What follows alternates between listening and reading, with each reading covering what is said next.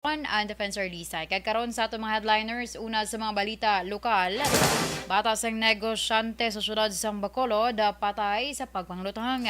13 milyones ang suspected shabu nakuha sa buy bust sa San Carlos PNP. Sa mga nagapangunang balita nasyonal, lookout order gin-issue batok sa sospetsado sa Mandaluyong hit and run incident. Samtang DepEd target nga pabaskugon ang volunteer tutorial program. Una sa balita, una sa aksyon, Aksyon Radio! Action Radio Philippine Standard Time, alas 6:07. Detalye sa aton mga nagapanguna nga balita lokal pagkatapos lamang sa mga ini.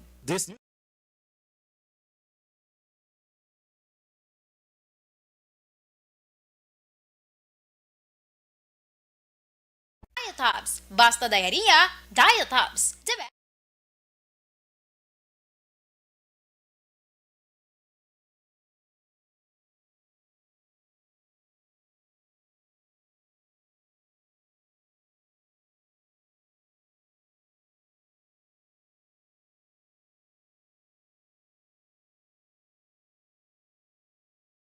Ang beach ang paborito nga katuan sa mga pamilya kag magbarkada sa tion sang okasyon. Puno sing batahom nga mga literato nga may background nga beach ang aton mga social media. Pero nakahibalo-bala kamo ngang Pilipinas ang isa sa world's worst offender sa marine plastic pollution sa pagtuon sa United Nations sa pag-abot sang 2050. Ginatanaw nga mas madamo na ang mga plastic ikumparar sa mga isda sa karagatan. Gani subong pa lang, dapat na kita nga maghimo sang aksyon kag magpakigbahin sa solusyon batok sa plastic pollution. Una, i-reduce o kung ibanan ang paggamit sang single-use plastics. Magdala kag maggamit sang reusable nga grocery bags, utensils, coffee cups, tumbler kag iban pa. Dapat istriktong ipatuman ang mga ordinansa kung layi nga nag-regulate sa paggamit ng plastic. Madamo man ang mabulig sa pag-recycle sa mga ginagamit nga single-use plastics. Sa mga nag-estar sa coastal areas, hindi pag-ihaboy ang inyo basura sa suba o kun kadagatan. Magpartisipar sa mga clean-up drive sa mga coastal areas sa inyo lugar. Suportahan ang mga organisasyon o kung non-profit organization nga nagahatag solusyon sa plastic pollution. Ang problema sa basura sa kadagatan ang hindi masolusyonan sa isa lamang ka individual, isa ka grupo o kung sang gobyerno. Nagakinahanglan ini sang aksyon sang tanan para sa benepisyo sang karon kag sa masunod pa nga henerasyon.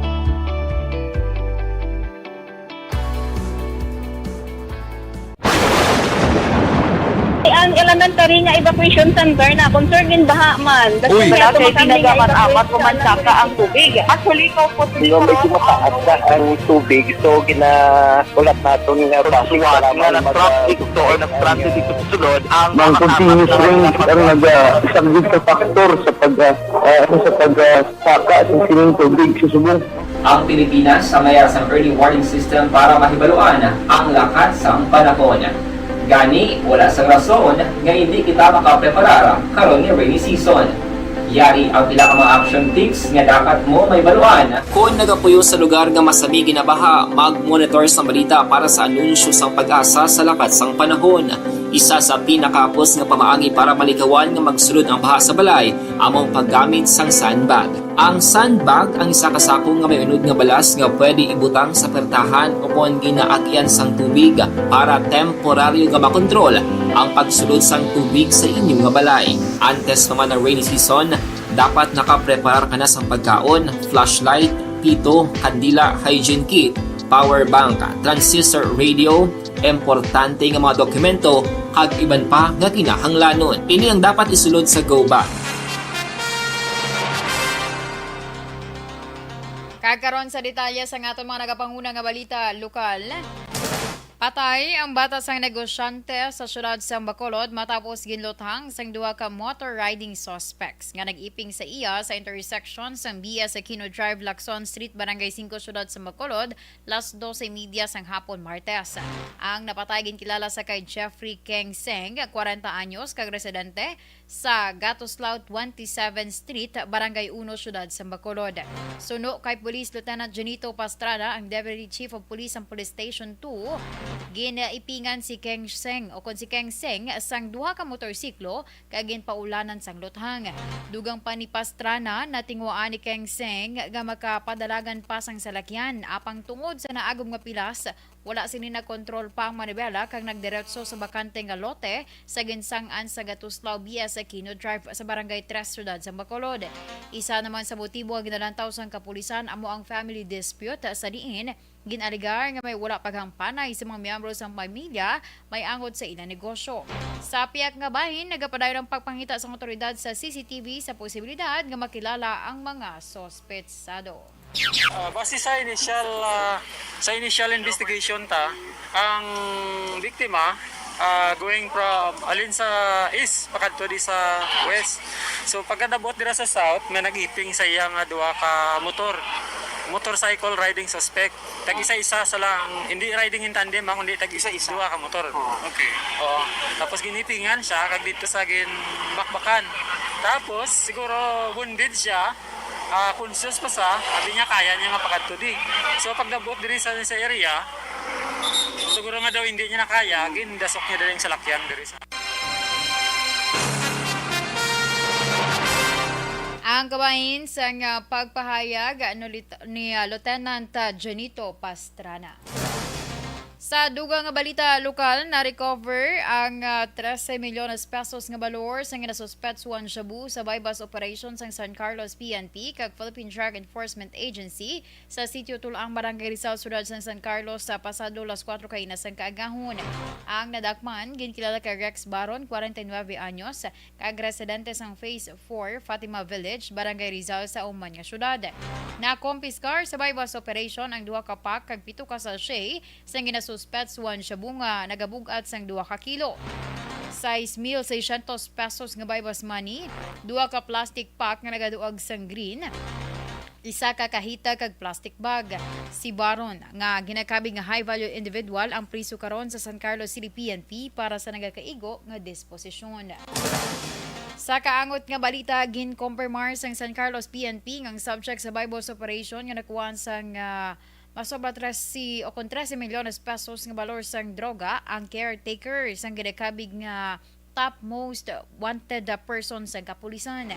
Suno kay Police Lieutenant Ruby Oreta, ang Deputy Chief of Police ng San Carlos PNP, si Rex Baron ang tinawo sang isa ka high value individual sa syudad sang San Carlos nga ginalagas na sa mga otoridad halin pa bulan sa Enero subong nga tuig. Ginpahayag man ni Oreta nga si Baron ang personal nga nagtransaksyon sa pusher buyer nga magabalikya sang droga kag amuman ang nagtudlo sang ilang nga safe house nga nahamtang sa nabukid nga bahin sang sitio Tulang sa Barangay Rizal. Dugang pa ni Oreta nakibut man ang mga operatiba sa kadakuon sang supply sang droga nga na-recover kay Baron nga ginakabig na sa karon nga newly identified high value individual. Suno pa sa pulis ang boss o kun amo ang amo sang sospetsado ang mga ginatudlo nga supplier sang droga nga na-recover. Sa karon ginausisa pa sang kapulisan ang ginatiniran ni sang amo ni Baron kag ang mahimo source sang droga. Under investigation pa siya, Japon. Isa na sang aton nga ginalutaw kay sibling iyan isang boss niya or ang source niya is ang ining boss niya. Ang kabahin sang pagpahayag ni Police Lieutenant Ruby Aurata. Sa dugang pa nga balita na lokal, natapos na ang pagpanagtag sang ayuda sang gobyerno probinsyal halin sa National Housing Authority kon NHA Special Emergency Housing Assistance Program sa mga nahalitan sang Bagyo Odette sa Negros Occidental. Ang katapusan nga payout ginpatigayon sa Banwa sang Kawayan kay Ines sang aga. Sa interview sa Action Radyo Bacolod, ginpahayag ni Provincial Social Welfare and Development Officer o kon PSWDO Merly Garcia na kompleto na ang pagpanagtag sa kabugusan nga pondo sa programa balor 90 milyones pesos. Ginompisahan ang pagpanagtag sa syudad sang Kabankaran, kag ginsundan sa Cadiz, Victoria, sa Pontevedra, Ilog, Isabela kag Sipalay. May 18,000 ka mga tag-iyas ang pulian nga totally destroyed ang nagbaton sang 5,000 sa kada isa. Kagin pasalamatan naman ni Governor Bong Lacson ang mga nagbulig agud nga matigayon ang pagpanagtag sang amo nga ayuda. Natala na nga igalansar ni Governor Bong Lacson ang scholarship para sa mga local leaders on barangay governance sa Hunyo 22 alas 10 ang aga sa University of Negros Occidental Recoleto sa UNUR sa syudad sang Bacolod. Isa ka ceremonial signing sa Memorandum of Agreement ang patagayonon sa tunga sang gobyerno probinsyal kag UNUR pagi sa presidente nga si Reverend Father Don Bisana. Ini nga aktibidad ang pagkatabungan sa mga UNUR officials, professors, admin staff, kag mga opisyal sa gobyerno probinsyal. Tuyo man sa nga mga scholarship nga mapasangkad ang managerial kag leadership skills sa mga local leaders paagi sa probisyon nga 1 semester 15-unit certificate on public administration and governance.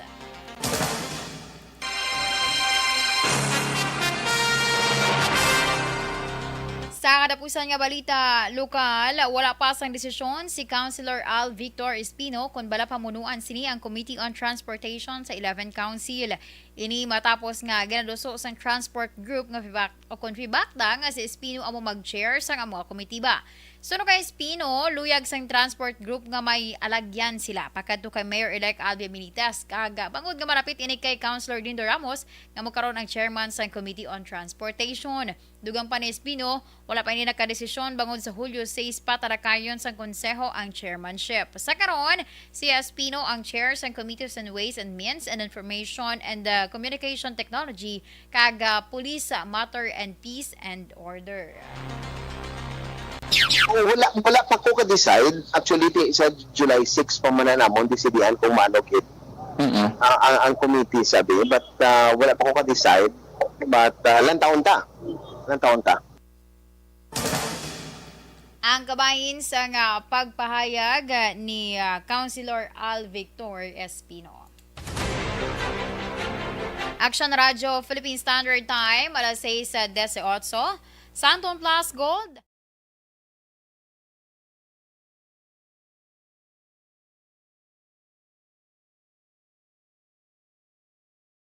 Ang beach ang paborito nga katuan sa mga pamilya kag magbarkada sa tion sang okasyon.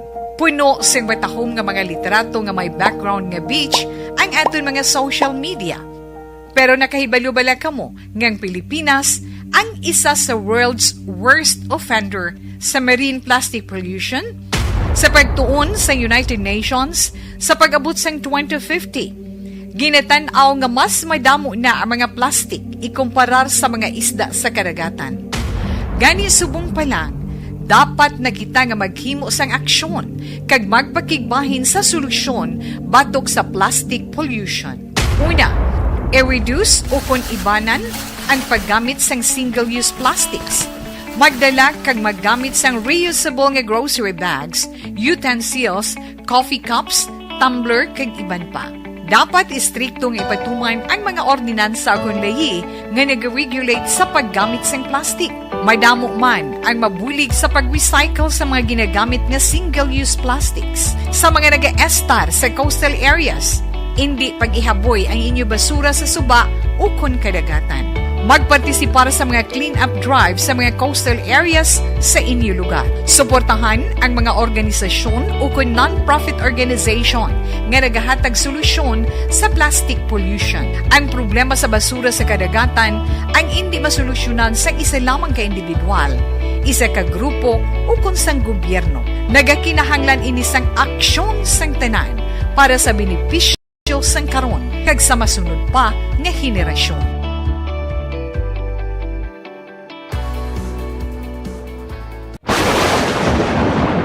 Ang elementary nga evacuation center na concern din baha man. Uy, Kasi pinagamat-amat pumansaka ang tubig. Actually, po medyo mataas na ang tubig. So, ulat natin nga pasuwat nga nag-traffic to or nag-transit dito sa sulod. Ang continuous rain ang nag-subject sa factor sa pagsaka sa sining tubig sa subong. Ang Pilipinas sa mayas ng early warning system para mahibaluan ang lakat sang panahon. Gani, wala sang rason nga hindi kita makapreparar karon ni rainy season. Yari ang pila ka mga action tips nga dapat mo may baluan. Kung nagapuyo sa lugar nga masabi ginabaha, mag-monitor sa balita para sa anunsyo sang pag-asa sa lakat sang panahon. Isa sa pinakapos nga pamaagi para malikawan nga magsulod ang baha sa balay, among paggamit sang sandbag. Ang sandbag ang isa kasakong nga may unod nga balas nga pwede ibutang sa pertahan upon ginaagyan sang tubig para temporaryo nga makontrol ang pagsulod sang tubig sa inyong nga balay. Antes naman ng rainy season, dapat nakapreparar ka na sang pagkaon, flashlight, pito, kandila, hygiene kit, power bank, transistor radio, importante nga mga dokumento kag iban pa nga kinahanglanon. Ini ang dapat isulod sa go bag nga dapat ibutang sa isa ka lugar nga mapos kuhaon sa tion nga kinahanglan nga mag-evacuate. Sa tion sa pagbaha dapat butangan sang tape ang saksakan sang mga outlet kag ibutang sa mataas nga mga lugar ang appliances. Kunyara sa evacuation center, dapat man nga ipatuman ang minimum health protocol, face mask, face shield kag social distancing batok sa COVID. Sa panahon sa tig-ululan, dapat man proteksyonan ang ikaayong lawas batok sa nila ka mga masakit. Kang isang dengue, leptospirosis, cholera, typhoid fever, hepatitis A. Nagpanugyan man ang DOH kay pabili ng proper hygiene kay pag-inom sang limpyo nga tubig. Lutuon sang husto ang pagkaon para malikawan ang contamination. Maghugas sang kamot antes kag pagkatapos ang kaon kag matapos nga mag-usar sang banyo. Likawan man ang paglangoy o kon pagtubog sa baha. It is Action Dale Salazar para sa Action Tips nga nagapahanungnog nga maghalong sa tanan nga tion. And the winner for Digital Storytelling Best Social Media Video is John Dale Salazar, Bacolod, Aksyon Radyo Bacolod, Nurse, DHW, kag iban pa. Magluwas sa mga frontliners nga nagarisgo sang ila kabuhi sa sulod sang hospital. Nagakaangay man nga tagan naton sa pagkilala ang mga frontliner nga nagatrabaho sa sulod sang isolation facility. Ang mga doktor kag nurse nga nagarisgo man sang ila kabuhi sa pagtatap sa mga asymptomatic kag mild COVID cases. Ang mga barangay health workers nga gin-assign sa isolation facility, mga cook nga nagaluto sa mga pagkaon sa mga COVID positive, ang extraction kag disinfection team sang syudad, ang mga utility personnel nga nagakuha sang basura sang mga pasyente. Ini ang mga frontliners kag nakitaan ko ang ila sakripisyo apisar sang manubo nga sweldo o kon allowance halin sa gobyerno. Ako si Action Dale, COVID positive sadto. Naka-recover sa masakit bangod sa bulig sang sini nga mga tawo. Madamo gid nga salamat sa tanan nga frontliners.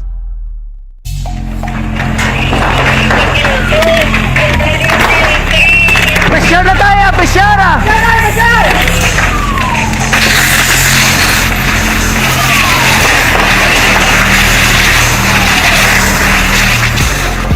Every day is Fire Prevention Day.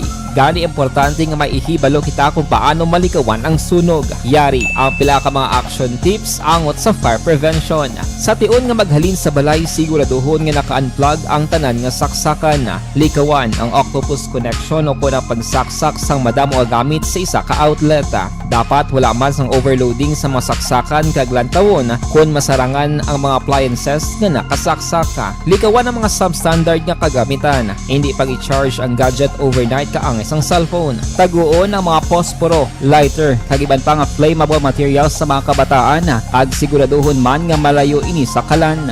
Siguraduhon man nga wala nagalik ang inyong LPG. Sa isa ka business establishment, dapat mayara sang fire extinguisher kag dapat nakahibalo ang tanan sa pag-usar sini. Hibaloon man ang expiration date sang fire extinguisher kag i-refill kung expired na. Magpreparar sang fire exit plan lagi padiri ang emergency exit o kung ang lugar nga wala sang harang nga pwede guaan sa tion sang sunog. Dapat nakasave sa inyong mga cellphone ang mga emergency numbers nga pwede tawagan sa tion sang emerhensya. Kung nagakalayo ang imong lawas, himuon ang stop, drop kag roll. Para malikawan ang sunog, nagakinahanglan ini sang partisipasyon sang publiko. Kung nakahanda kita sa mga kalamidad, dapat preparado man kita sa sunog. Ini sa Action Dale Salazar para sa Action Tips nga nagapahanumdom nga maghalong sa tanan nga tion.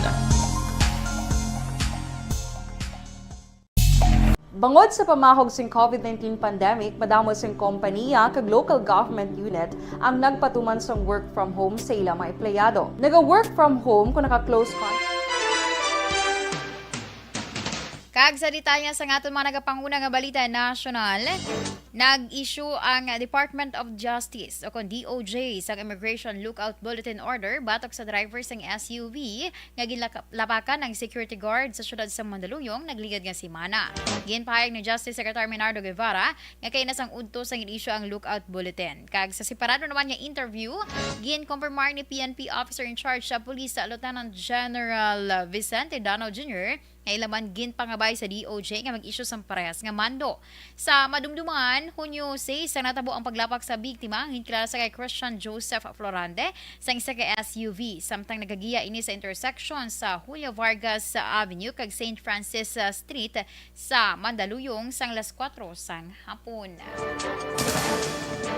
Target sa Department of Education ang papaskugon ang tutorial program agon nga makabulig sa mga estudyante nga ginabudlayan para hangpon ang tanan nga lesson sa eskwelahan.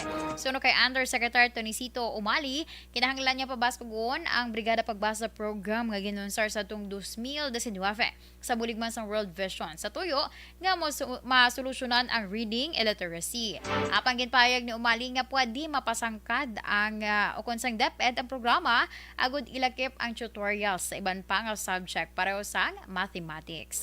Dugang pa ni Umali presentar sa ahensyang nasambit nga proposal sa kay incoming Education Secretary kag Vice President-elect Sara Duterte Carpio. Paagi sa Brigada Pagbasa, mag-collaborate ang DepEd sa mga pribado nga sektor nga sara nga makahatag sang volunteer tutors. Ginhingadlan si retired Election Commissioner Wena Guanzon bilang una nga nominee sang komunidad ng pamilya, pasyente at persons with disabilities o kon P3PWD party list. Matapos nagpasa sang resignasyon ang 5 ka orihinal nga gindesignar sang grupo. Gin-confirmar ni acting poll spokesperson na Rex Laudianco ang report kag ginpahayag nga nagpasa launa kay nasang hapon sa madamo nga dokumento ang P3PWD party list sa COMELEC Law Department. Kalakipan sa ginpasa ang notarized board resolution sang grupo may angod sa resignasyon sang bag-ong mga nominees kag pagbato naman sa mga bag-ong mga nominees nga ginpermahan sang ila Secretary General. Sa katapusan nga balita nasyonal, nag-sumitar sa petisyon ang kampo ni Senator Leila de Lima para makagwa sa iya puwersuhan sa Camp Crame kag makabalik sa hospital para magpaidalom sa operasyon. Ginpahayag ni Attorney Felibon Tacardon, ang abogado sang senadora, nga ila ginpangabay makagwa ang senadora sang Hunyo 19 nga magalawig tubtub Hunyo 25. Suno kay Tacardon, kinahanglan magpaidalom sa hysterectomy o kon ang pagkuha sang matris sang senadora sa Manila Doctors Hospital. Dugang sang abogado, kaya naging palabot sa Muntinlupa City RTC branches 204 kag 256 ang pangabay. Pahayag pa ni Tacardon nga panugyan sang doktor ni De Lima ang operasyon. Na-mentionar pa sang abogado nga may hearing sila sa Hunyo 27 para naman sa ila petisyon nga makapiyansa. Kagluyag ni De Lima nga magtambong apisar nga ini ang nakadepende pa sa iya kondisyon pagkatapos sang operasyon. Action Radio Philippine Standard Time alas 6:30. Inyo ginpamatian ang kabugusan nga detalye sang aton mga natipon nga mga balita. Diri lamang sa Action Balita Evening Edition karong adlaw Martes, Hunyo 14, 2022. Sa liwatan nyo tag balita, Action and Defensor Lisay. Una sa balita, una sa Action, sa Bacolod, Action Radio.